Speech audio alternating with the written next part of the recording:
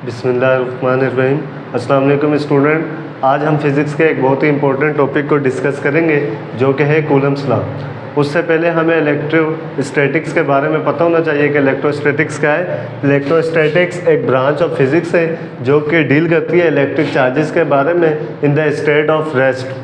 जैसे कि आप लोग जानते ही हैं कि पॉजिटिव चार्ज या नेगेटिव चार्ज जो सेम चार्जेस होते हैं वो एक दूसरे को रिपल कर रहे होते हैं। इसी तरीके से अपोजिट चार्जेस जो होते हैं पॉजिटिव नेगेटिव या नेगेटिव पॉजिटिव, ये एक दोनों आपस में एक दूसरे को अट्रैक्ट कर रहे होते हैं। इन्हीं तमाम बातों को डिस्कस किया कूलम ने, तो आज हम इसी को डिस्कस करेंगे कूलम्स लॉ को।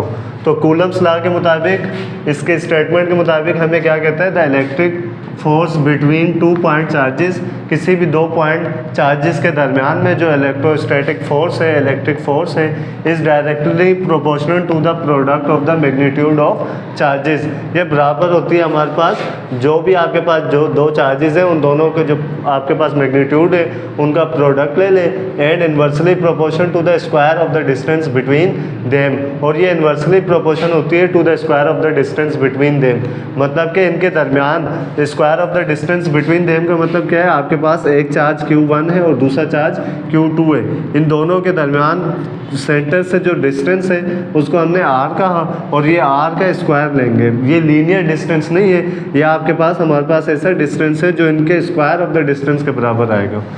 तो उसके बाद में आप इसी को मैथमेटिकली चेक करते हैं। कहा जा रहा है कि कंसीडर टू पॉइंट चार्जेस, दो पॉइंट चार्जेस कंसीडर करने, एक का नाम हमने Q1 और दूसरे का नाम Q2 दिया है, एट अ डिस्टेंस R, जो दोनों हमारे पास एक डिस्टेंस है जो R पर मौजूद है, फ्रॉम ईच अदर, एक दूसरे से, बाय द कूलम्स लॉ के मुताबिक the force exerted by the charges is, ये जो फोर्स होगी इज़ वो हमारे पास किसके बराबर होगी, जैसे कि हमें बताया गया है force is directly proportional Q1 and Q2।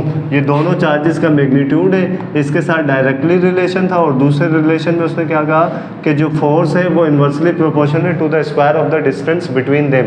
तो दोनों रिलेशन को अगर हम कंबाइन करें तो लेफ्ट हैंड साइड में हमारे पास F मौजूद है, उसको वन टाइम लिखेंगे, और डायरेक्टली का साइन जो अल्फ़ा है वो भी इसी तरीके से आएगा, Q1 एंड Q2 ये मल्टीप्लाई हो जाएगा 1/r² के साथ।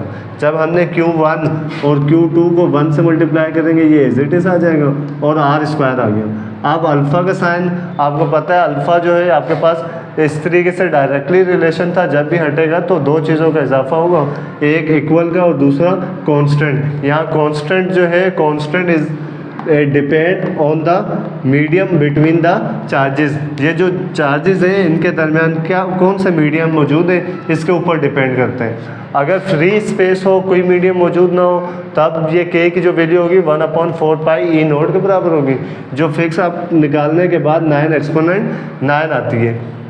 इसी तरीके से अगर कोई मीडियम इनके दरमियान में मौजूद हो, जैसे मीडियम बिटवीन द चार्जेस हो, तो k हमारे पास बराबर आ जाता है 1/4πε0। अब ये क्या है हमारे पास, ये बराबर होती है E0। अभी हमने पढ़ा कि E0 क्या है आपके पास, हमारे पास E0 जो है वो कांस्टेंट की जगह इसी तरीके से हमने ε0 यूज़ किया, और जो आपके पास ER है, ε0 R है, वो relative permittivity of the medium है। ये रिलेटिव परमिटिविटी ऑफ मीडियम ये डिपेंड करेगी उसके मीडियम के ऊपर कि कौन सा मीडियम मौजूद है।